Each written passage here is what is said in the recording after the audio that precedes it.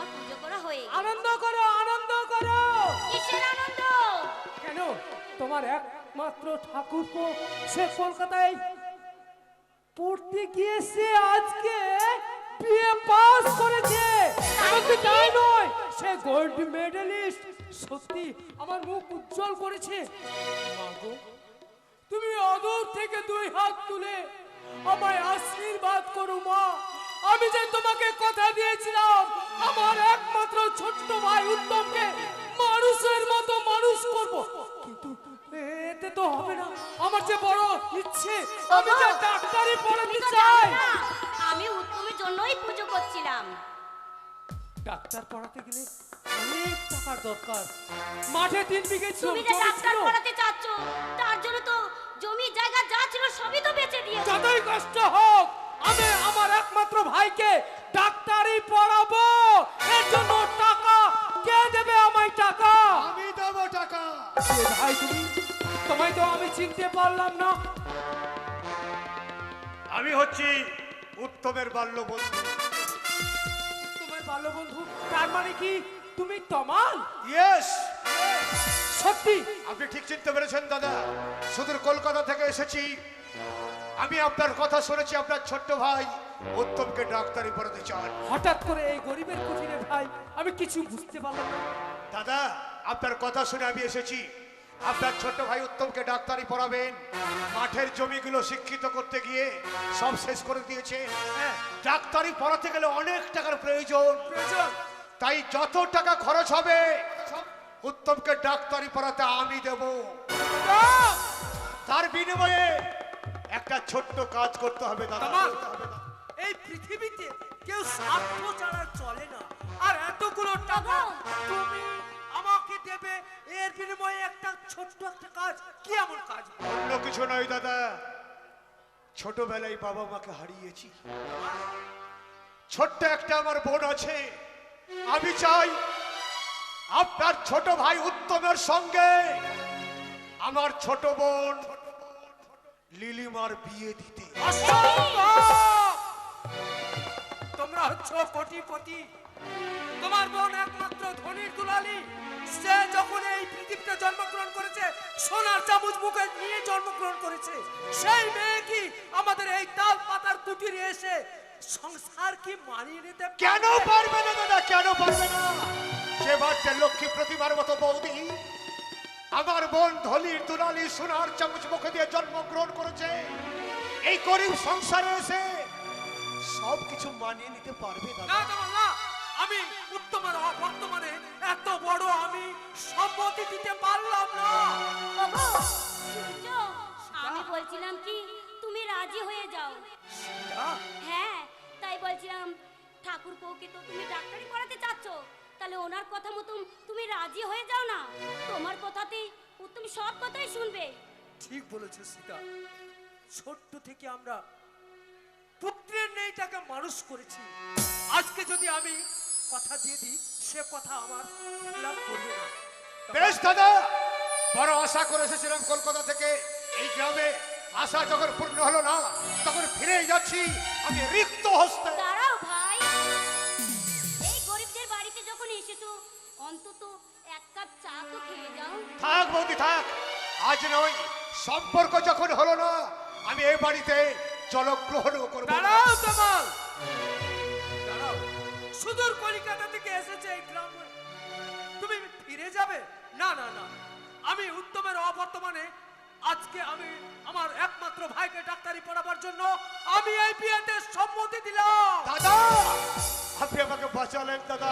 দিন আপনাদের একটু চরণ ধুলি দিন। সুখে থাকুন ভাই। সুখে দেখো ভাই। আমি বলছিলাম শুভ কাজ শীঘ্র, অশুভ কাজ কাল হরণ। তাহলে বিয়ে দিনটা কবে করলে ভালো হতো? এটা তো আমাদের মন্তব্য ছিল না। তুমি সুদূর কলকাতা থেকে যখন এসেছো তুমি দিন ঘন্টা ঠিক করে নাও। আগামী 27শে ফাল্গুন ফাল্গুন একটা ভালো লগ্ন আছে। একই তাই আমি চাই আগামী মাসের 27 তারিখ 4 হাত এক করে দিতে। অসম্ভব! এত তাড়াতাড়ি তো আমরা কিছুই করতে মাত্র পারবো না। হাতে 7 দিন, আর 7 দিনের মধ্যে বিয়ের সরঞ্জাম। না না না না, আমি এত বড় রিস্ক নিতে পারবো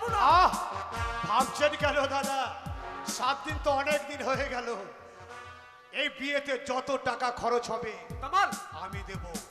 প্রয়োজন হলে আমার মঙ্গলের কাছ থেকে যে ম্যানেজার আছে মঙ্গল, ওকে আমি পাঠিয়ে দেবো 5 লাখ টাকা দিয়ে বিয়ের কাজটা সুসম্পন্ন করে নেবেন।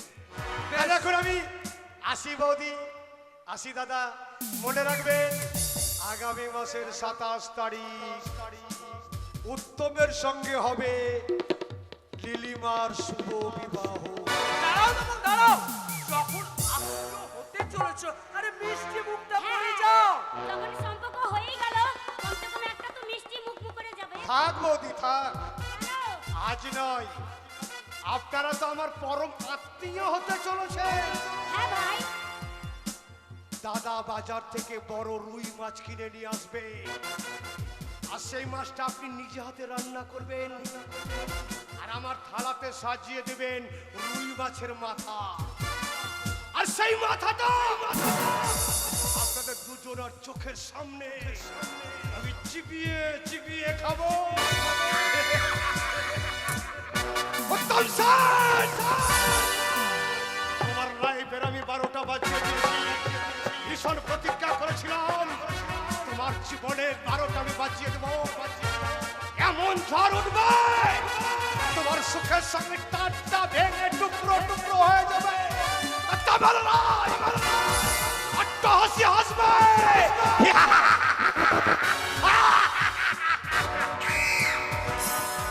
সীতা সীতা, দেখলে দেখলে দেখলে তমাল যেন কেমন একটা বিবৃতি লাগলো। না না, আমি কি কথা দিয়ে কি ভুল করলাম? দাদা, তুমি ভুল করনি। বৌদি, তোমার কণ্ঠস্বর। এই তো, উত্তম, আয় ভাই আয়, আয় ভাই উত্তম।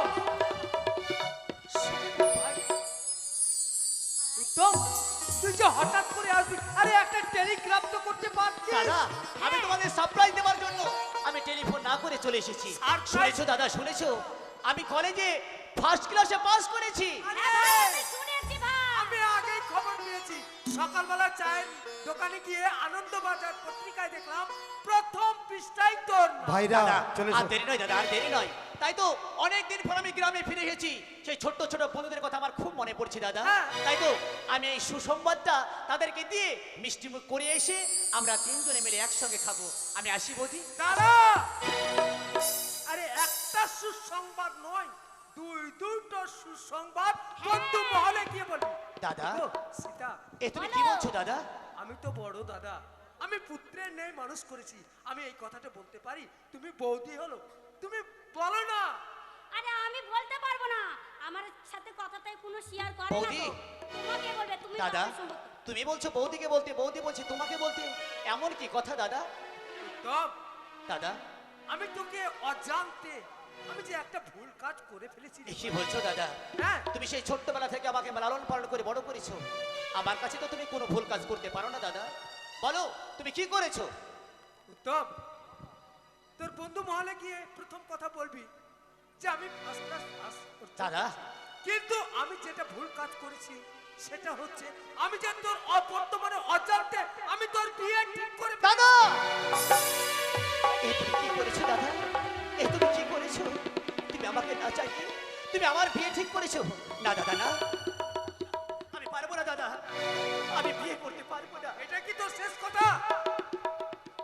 তুই এই বিয়ে করতে পারবি না? দাদা, আমি কি তোর কাছ থেকে এটা আশা করেছিলাম? দাদা, তুমি বৃথায় রাগ করছো দাদা। আমি বিয়ে করতে পারবো না। আমার মনের কথা তোমার বোঝার চেষ্টা করো দাদা, একটুখানি বোঝার চেষ্টা করো। উত্তম, আমি আমি বিয়ে করতে পারবো না দাদা, আমি যাকে আমি বিয়ে করতে পারবো না। আমি যাকে কথা দিয়েছি আমার মান সম্মান ধুলিসাৎ হয়ে যাবে। কথাটা রাখ, তুই তুই আমার কথাটা রাখ। আরে তুই ডাক্তারি পড়বি, বিয়ে করেও পড়া যায়। না দাদা, না, আমি পারবো না দাদা, উত্তম, আমি পারবো না। এটা কি তোর শেষ কথা? এটা আমার শেষ কথা। যাকে তুমি ছোট থাকতে মানুষ তুমি আমায় করেছো, মারলে দাদা। আজ তার হাতে তুমি দাঁত তুলে বৌদি, উত্তম, তুমি পালিয়ে তো গায়ে হাত দিলে। তোকে তোকে লেগেছিল? না দাদা, না, আমায় লাগেনি দাদা, জানি আমায় না, একটু লাগেনি। হঠাৎ করে আমার রাগের বসে একটা থাপ্পড় মেরেছি বলে। দাদা ভাই বৌদি তোর দাদার মান সম্মানটা চলে যাবে ভাই। দাদা ঠিক আছে সীতা, ঠিক আছে, আমি যাকে কথা দিয়েছি আমি এই মুহূর্তে ছুটে যাব কলকাতায়। দাদা। তার হাতে পায়ে ধরে বলবো আমার ভাই এই বিয়েতে এ রাজি। কি দাদা। বলছো তুমি? না দাদা না, তোমায় কোথাও যেতে হবে না দাদা, তোমায় কোথাও যেতে হবে না। আমার অজান্তে যখন আমার বিয়ে ঠিক করেছো, আমি কি একটি কথা জানতে পারি দাদা? সেই মেয়েটিকে সে মেয়েটিকে? আরে তোর কাছের লোক। কাছের লোক? কলকাতায় সে, কলকাতায় তোর বন্ধু আছে তমাল। দাদা তমালের একমাত্র বোন নীলিমার সাথে তোর বিয়ে। দাদা এ তুমি কি করেছো দাদা? এ তুমি কি করেছো? তম, হ্যাঁ দাদা, তোমার রায়কে তুমি কত ঠিক ছিল দাদা, ও কত বড় শয়তান, ও যে আমাদের সংসারটাকে জ্বালিয়ে পড়ে সারখার করে দেবে দাদা। তুমি একটি বারও বুঝতে পারছো না। তুমি আমার কথা বোঝার চেষ্টা করো দাদা, তুমি আমার অন্য কোথাও বিয়ে দাও, আমি রাজি আছি, কিন্তু তোমার রায়ের বোনকে। এ কি বলছো ভাই? দাদা ভাই তুমি যদি এই বিয়ে না করো তাহলে আমার মরা মুখ দেখবে। না না বৌদি না, আমি তোমার মরা মুখ দেখতে পারবো না বৌদি, কারণ হাজার হলেও তুমি তো শুধু আমার বৌদি নও গো, তুমি সে আমার মা, তাই তোমার মায়ের মরা মুখ আমি কোনোদিন দেখতে পারবো না বৌদি। বেশ, আমি এই বিয়েতে সম্মতি দিলাম বৌদি। তোর হ্যাঁ বৌদি, কিন্তু দাদা তুমি এই খোলা আকাশে সুন্দর সুন্দর পাখিগুলো ভেসে যায়, কোনোদিন তুমি লক্ষ্য করে দেখেছো দাদা? না তো না, আমি কোনোদিন আকাশের দিকে আমি তাকিয়েও দেখিনি। দাদা গো, ওই সুন্দর সুন্দর পাখিগুলো তাদের ঠোঁটে করে একটা একটা করে খড়কুটো নিয়ে এসে সুন্দর করে বাসা বাঁধে কোনো এক গাছের ডালে, কোনো এক দমকা হাওয়ায় সেই বাসাটাকে জড়িয়ে পড়ে সরকার করে তসরস করে ভেঙে দেয়। সেই দিন ওই পাখিটাকে কোথায় গিয়ে দাঁড়ায় বলতে পারো দাদা? না না, আমি কিছুই বলতে পারবো না। আমি জানি দাদা, তুমি জানো কিন্তু বলবে না। সেই দিন ওই পাখিটা চলে যায় কোনো এক অজানা দেশে।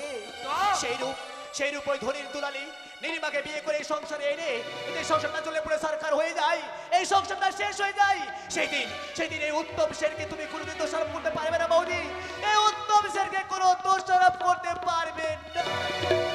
সীতা, দেখলে দেখলে উত্তম কি বলে গেল? পুরো দমকা হাওয়ায় এই সংসারটা। না না না না, উত্তম তুই এটা ভুল বুঝেছিস, ভুল বুঝছিস। তামাল আমায় বলে গেছে সে আমাদের গরিব সংসারে। আরে কথায় কথায় সময় নষ্ট। ওগো। আরে হাতে মাত্র 7 দিন, তুমি আমাকে বিয়ের ফর্দটা লিখে দাও। তুমি কোনো চিন্তা করো না, সে যত বড় ধনীর মেয়ে হোক আমি ঠিক ওকে সামলে নেব।